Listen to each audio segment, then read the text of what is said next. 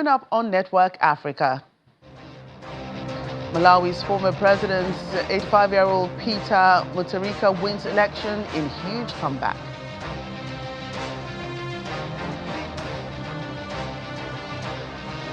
African leaders call for urgent reforms at the United Nations, including Africa's representation on the Security Council.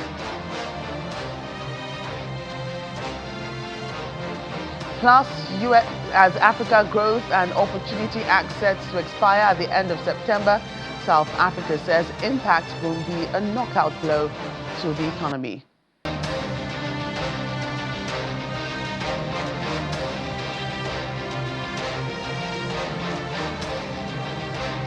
Hello everyone, thanks for joining us on the program today. I'm Joke Rogers in Lagos. Malawi's former president, Peter Mutharika, has been declared winner of last week's election in a huge comeback for the 85-year-old. The Election Commission of Malawi made the announcement stating that he won 57% of the vote, beating 70-year-old President Lazarus Chakwera, who took 33%. President Chakwera, who was a pastor before entering politics, conceded defeat early and called Mr. Mutharika to congratulate him on his historic win. Mr. Mutharika previously served as president from 2014 to 2020, when he lost to Mr. Chakwera by a wide margin. He returns to office amid an economic crisis with severe shortages of fuel and foreign currency, as well as inflation that's nearly 30%.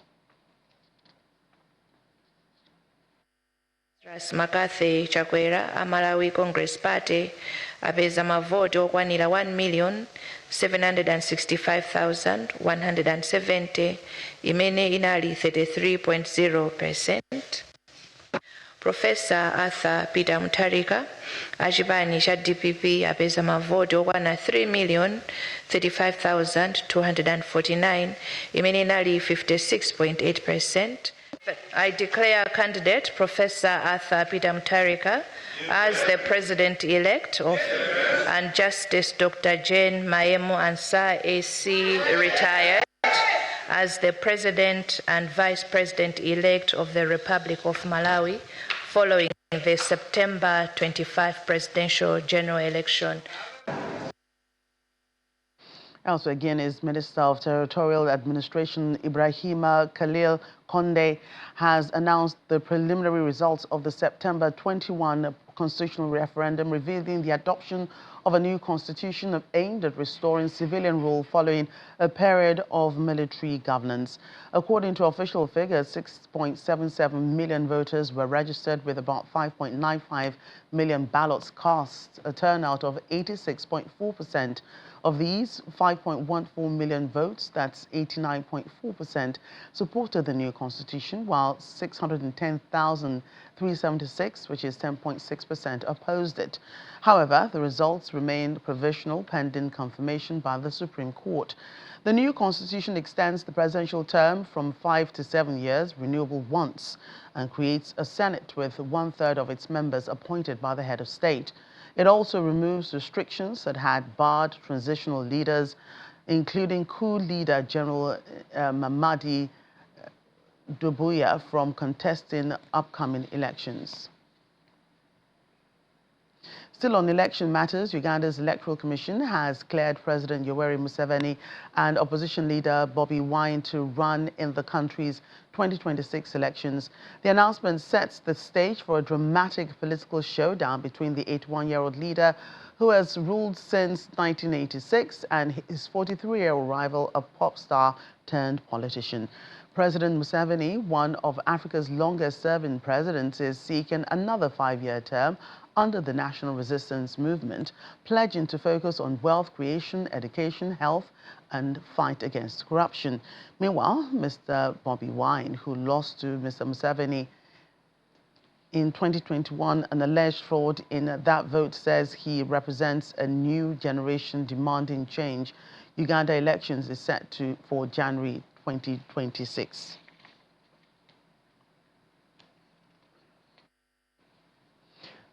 Vice President Senator Kashim Shettima is calling for a permanent seat for Nigeria at the UN Security Council as part of a wider process of institutional reform of the United Nations.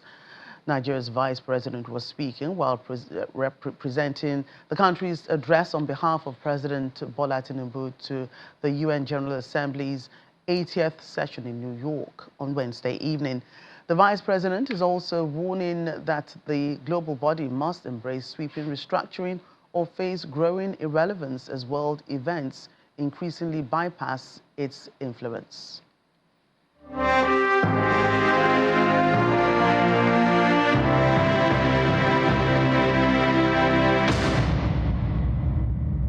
Negotiate truces. It's the second day of general debate at the 80th session of the United Nations General Assembly. One after the other, leaders rise to address those gathered, speaking with passion and great resolve. Powerful are righteous. Eventually, it's the turn of Nigeria. The Assembly will hear an address by His Excellency Kashim Shettima. Vice President Kashim Shettima, who is representing President Bola Tinubu at the event, emphasized that the occasion of the Union's 80th anniversary calls for frank introspection.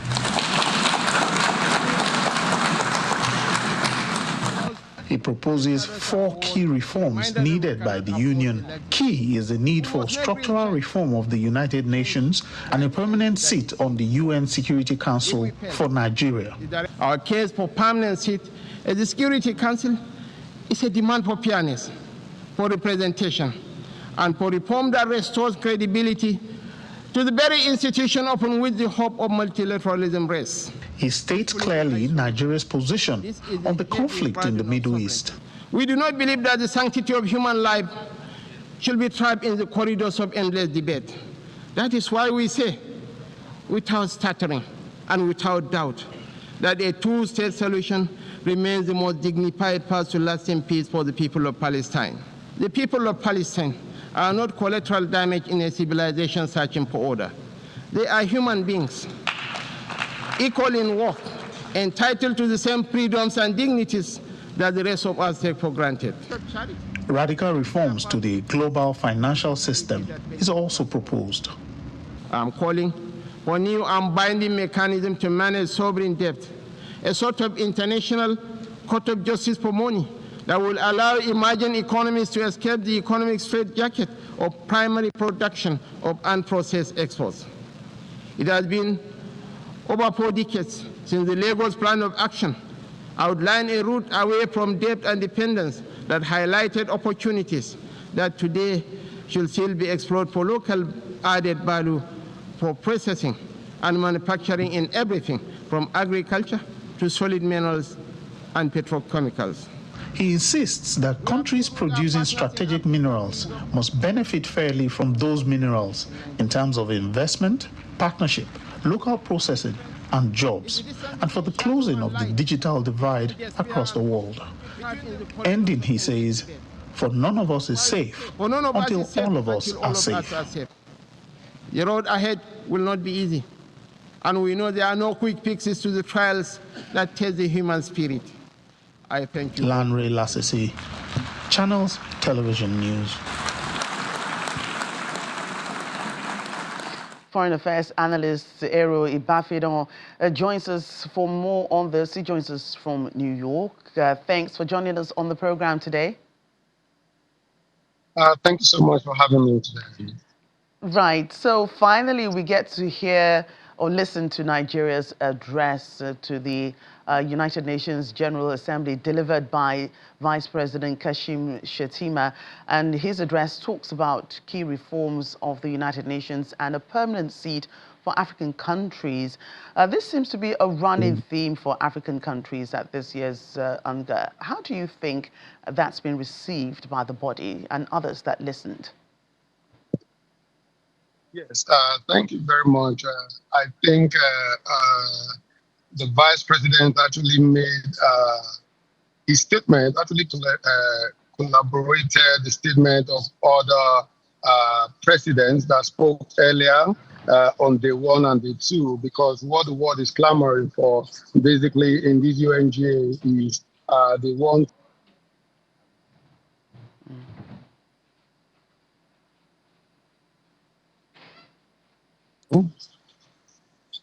Hello? Hello, I can hear Hello, you. can you hear me? Yes, I can. Yeah. Yes, so the world is clamoring that Africans should have a permanent seat at the General Assembly and in decision making. This is because they realize that we are almost about 1.5 billion people across the world, and they think this is not just this thing. It's the right of Africa, and it's not like the United Nations is doing Africa a favor, but Africa actually deserves this seat at decision making globally, because having other countries, mostly on the Security Council, I think the Vice President also stretches more on the Security Council.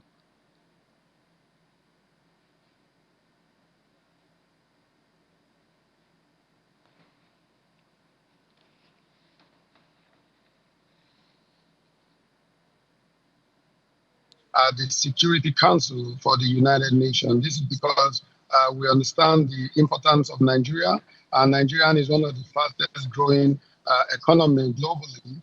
And Nigeria has almost one of the third largest population in the world. So there is need for Nigerians to be part of the decision makers on the Security Council as well. And what do you think, a UN with Africa having a permanent seat how do you think it will impact the organization?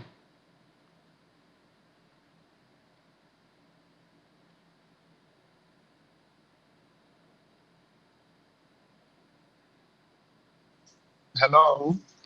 Yes, I was asking you, how do you think a UN with Africa having a permanent seat would impact on the organization?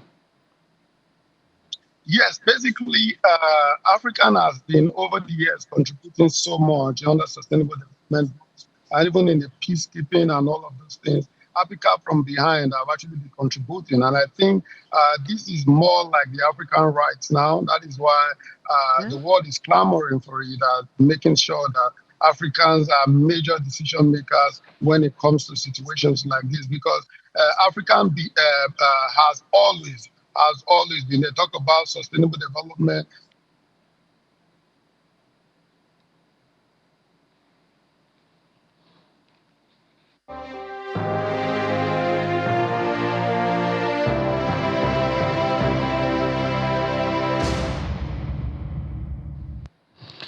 Apologies, we lost the audio with African affairs analyst, global affair analyst there, talking about the United Nations General Assembly and, of course, Africa's representation and everything else that's been addressed, especially Nigeria's address to the body.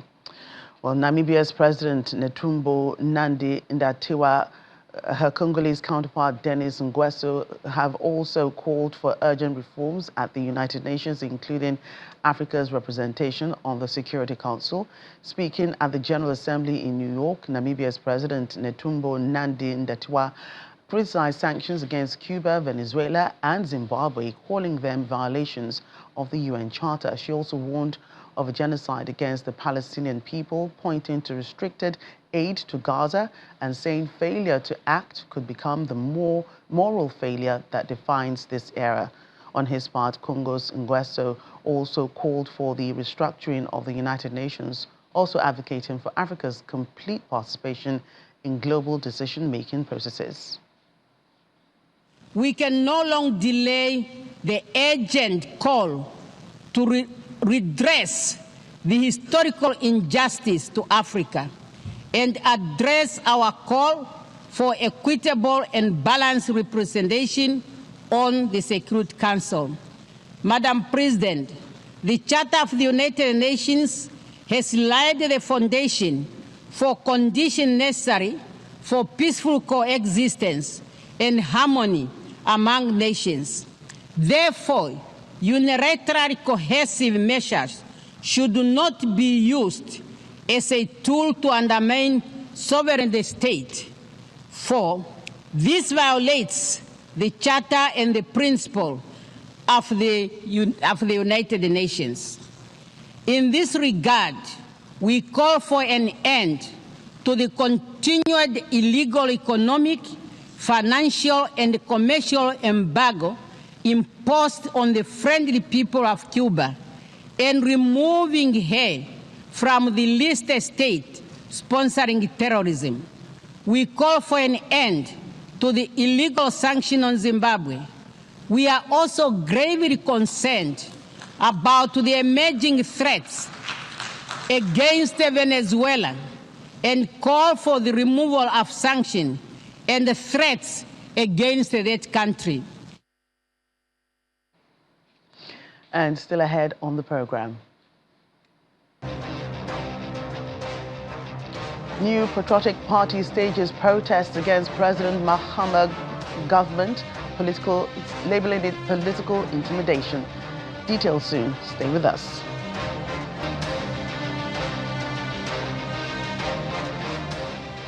Welcome back. In Ghana, main opposition parties are protesting in Accra against what they call the state-sponsored harassment and abuse of power by the John Mahama government who came into office in January.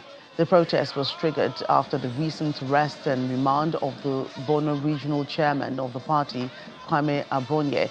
Police charged the party executives with offensive conduct and with publication of false news. The NPP is also accusing the government of using the police and national security agencies to intimidate its members.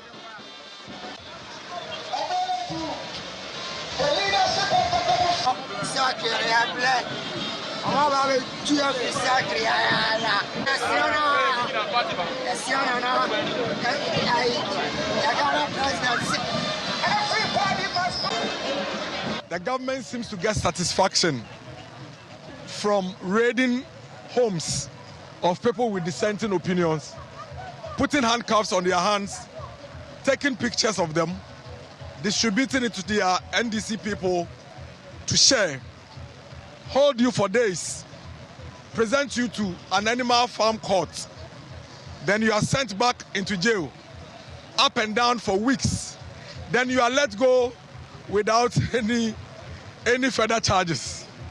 We have seen 1, we have seen 2, we have seen 3, we have seen 4, and it keeps going. What we are saying is, if somebody commits a crime, use the law to pursue the person, but don't use the law to punish the person. What we are seeing now is a government that is deliberately using the law to punish its citizens. And I strongly believe the president is not aware of all these harassments. I'm very confident about that. Listen, I know President Mahama. I know all his incompetence. I know all the things he's not capable of doing. I don't think that he supports this unwarranted harassment of opponents. He's a strong voice, and he's always been a strong voice in this country. And I'm very convinced that he would want a lot more plural voices, even under his government, and he will not condone what is going on. He met a lot of hate issues. We saw people singing, nobody arrested them. We saw people saying they wanted Nadu to die. Nobody arrested them. But now he's in here using IP address to arrest us. He's in here to intimidate us. Look at how the black conditions given to the MPP members. The black marine that Abonye was placed in. Why? Here in Nigeria, the Lagos state government, in collaboration with the Federal Ministry of Health through the National AIDS and its Control Program and international partners, has launched the Nigeria State-Level Antiretroviral Therapy Impact Survey. The Permanent Secretary of the Lagos State Ministry of Health, Dr. Olusegun Ogboye, says the community-based survey program seeks to estimate HIV treatment coverage and viral load suppression among adults, and will commence October next month up until December 2025. Top officials of the Lagos State Ministry of Health, representatives of the Federal Ministry of Health, development partners, community leaders, security officers gather in Lagos for a town hall to prepare residents for the upcoming Nigeria State-Level Antiretroviral Therapy Impact Survey set to kick off in Lagos. The AIS survey is a major step in our response to HIV as we go towards achieving epidemic control.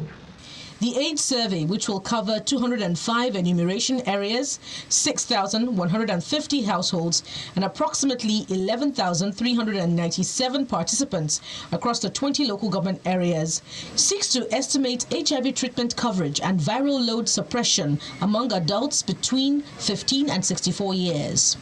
So when our study teams visit a house, the persons who would be part of the survey would be a usual household member who lives in the house and who slept in the house the night before they visit, and a visitor who slept in the household the night before the survey.